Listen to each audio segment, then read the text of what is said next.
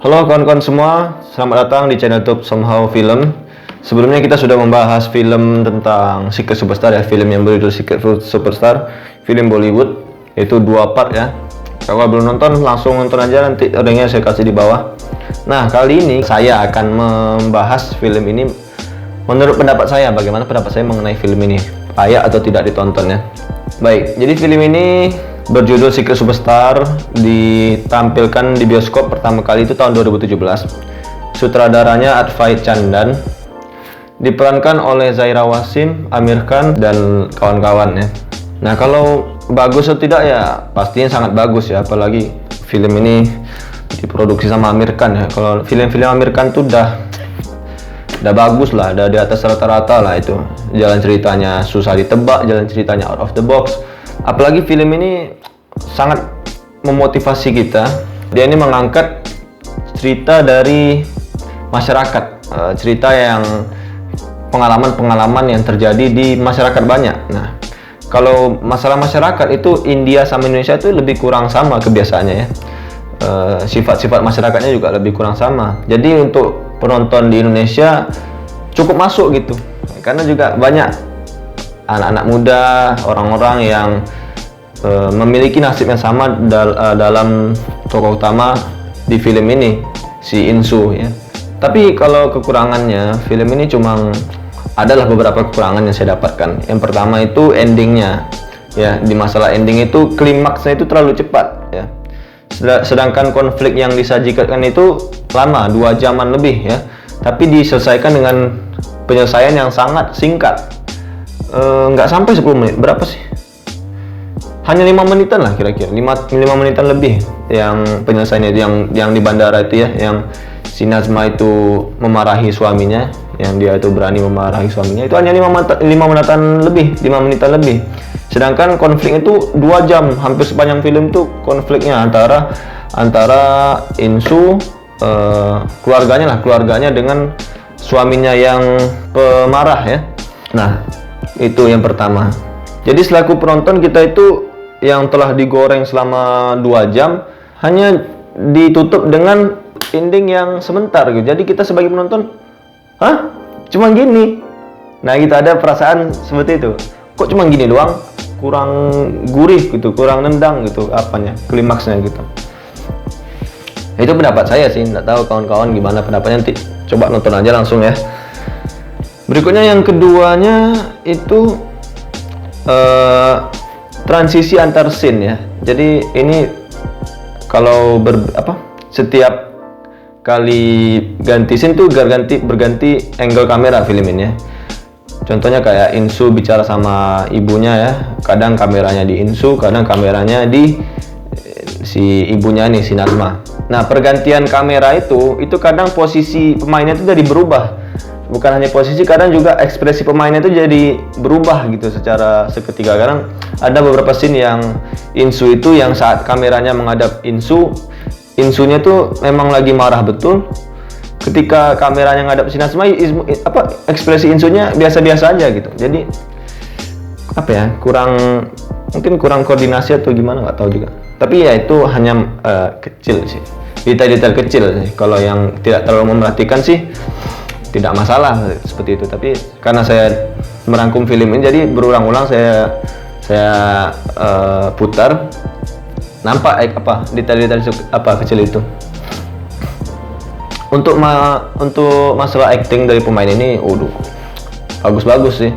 Apalagi Amir Khan udah emang jam terbangnya udah banyak juga, jadi nggak perlu dilakukan lagi actingnya.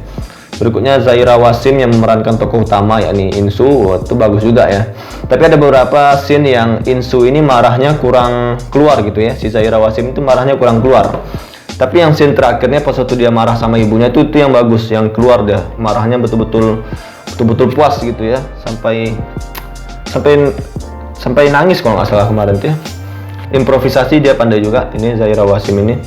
Jadi improvisasi itu kayak misalnya sutradara menyuruh kita, kamu marah ya. Nah, kalau aktor yang pada improvisasi, dia bukan hanya marah ini, dia mungkin tambahkan mukul-mukul dinding, tambahkan banting-banting meja itu improvisasi, apa yang tidak disuruh sutradara itu dilakukan sama dia. Ini dia memiliki kemampuan itu tapi beberapa scene marahnya itu kurang keluar saya rasa ya. Berikutnya untuk ayah dan ibunya Insu juga bagus ya, Maher Fitz dan Raj Arjun. Memang tergambar jelas tokoh mereka tuh dapat lah. Apalagi Maher Fitz ini katanya inspirasi dia tuh nggak jauh-jauh, inspirasinya itu hanya ibunya, karena ibunya kata dia di interview lebih kurang kehidupannya sama kayak di film ini. Jadi ya dia nggak jauh-jauh mencari inspirasi perannya. Begitu juga dengan Raj Arjun, dia juga pandai improvisasi. Saya lihat dia seperti batu. Ya pokoknya dia memang tergambar jelas acting seorang ayah yang pemarah, tergambar jelas di sini.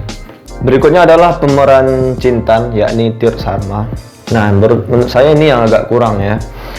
Saya tidak mempermasalahkan penampilan ya. Mungkin sutradaranya itu ingin menyampaikan pesan bahwa wanita itu ya tidak selalu menyukai tidak selalu menyukai cowok yang ganteng, tidak selalu menyukai cowok yang keren. Tapi wanita itu menyukai cowok yang humoris, cowok yang bisa membuat dia nyaman. Mungkin barangkali itu pesan yang disampaikan oleh sutradaranya. Tapi kalau masalah acting, Tir Sharma ini kurang kompeten sih bagi saya. Dia orangnya ini textbook ya, apa yang disuruh sutradara itulah yang dikerjakannya. Kemampuan improvisasinya kurang Tir Sharma ini. Tapi ada beberapa scene yang memang bagus actingnya, tapi ada juga beberapa scene yang terlalu textbook gitu. Apa yang suruh kamu gini ya, oke gitu. Tidak ada improvisasi. Contohnya saat dia melihat Insu lagi sedih, dia itu tatapannya hanya kayak tatapan kosong gitu. Misalnya bisa kalian lihat scene saat Insu sedih yang saat laptopnya dibanting kok nggak salah ya, yang laptopnya rusak itu. Waktu dia berada di sekolah itu kan Insu lagi sedih tuh, terus Cintanya menatapnya tuh kayak gini. Itu menurut saya kayak tatapan orang mesum gitu ya. Kalau kita sebagai pria yang suka sama cewek ya, terus kita lihat cewek yang kita suka sedang bersedih, mungkin kita sebagai cowok itu mimik wajah kita seperti ini.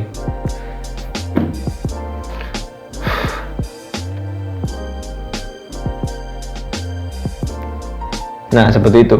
Ada mengerut, wajah kita tuh harusnya lebih mengerut gitu ya, bukan hanya polos gitu mandangnya.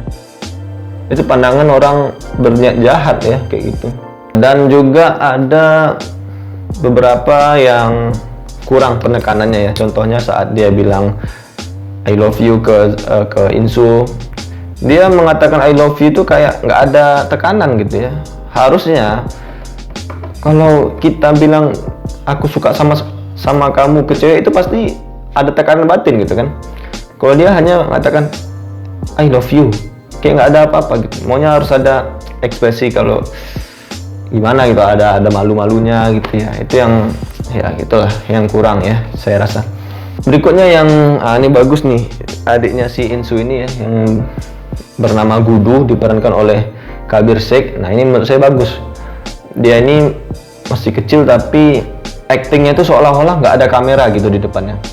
Saya nggak tahu ini bagaimana mereka sutradaranya ngarahin dia supaya acting sebagus ini. Suatu prestasi sih saya rasa. Karena mengarahkan anak kecil itu susah loh sebenarnya. Dia acting nangis, dia acting dia saat dia melihat ibunya dipukuli itu bagus gitu loh. Saat seolah-olah kamera tuh nggak ada depannya. Memang cukup menjiwai ya. Jadi ya mungkin segitu saja ya kawan-kawan semua. Saya sarankan kawan-kawan langsung nonton film ini. Film ini sangat bagus ya. Kawan-kawan pasti sedih lah nonton film ini ya. Film yang membuat kita terharu. Saya pertama kali nontonnya cukup sedih tapi tidak sampai menangis. Untuk film ini mungkin saya kasih skor 8,7 lah ya. Untuk IMDb film ini 7,8 kalau nggak salah skornya. Jadi kalau di IMDb skor 7,5 ke atas itu udah bagus sih. Untuk film India ini termasuk salah satu film paling laris ya. Jadi sebelumnya saya ini menganggap film India itu biasa-biasa aja, mungkin cenderung ke nggak bagus ya. Tapi ternyata nggak loh kawan-kawan semua. Saya pertama kali nonton itu di rangkuman film para youtuber ya yang merangkum film itu, saya nonton rangkuman film Three Idiot. Saya coba lah kan, saya kira nih ini film palingan biasa-biasa aja, palingan banyak narinya kan. Ternyata enggak gitu, ternyata wah gitu filmnya. Dan sampai sekarang saya suka film India, banyak juga yang bagus-bagus yang memotivasi kita, mantap pokoknya. Dan film India ini banyak yang satir gitu, jadi mereka ini kan pemerintahan mereka ini ya korup segala macam, pokoknya masih banyak lah permasalahan di negaranya ini. Nah, para sutradara mereka ini, para produser film, mereka menjadikan itu sebagai ide film, jadi ide film satir. Jadi menasihati para pejabat, menasihati para pengusaha itu melalui film. Tidak kalau di Indonesia nggak seperti itu ya. Sutradara kita hanya fokus kepada film-film yang membosankan gitu, sinetronnya membosankan, segala macam, nggak ada yang bagus tapi jarang lah. Kita nggak berani gitu ngambil tema-tema yang satir gitu, nggak berani kita belum berani. Saya kira dulu orang India ini kolot ya, tidak menerima perbedaan pendapat. Lupanya nggak juga, banyak juga film-film satir itu yang laku di pasaran, bahkan laku di luar negeri ya. Makanya saya rasa India mungkin masa depan nanti jauh lah di atas Indonesia majunya ya. Oke, baik, lebih kurang mohon maaf. Assalamualaikum warahmatullahi wabarakatuh.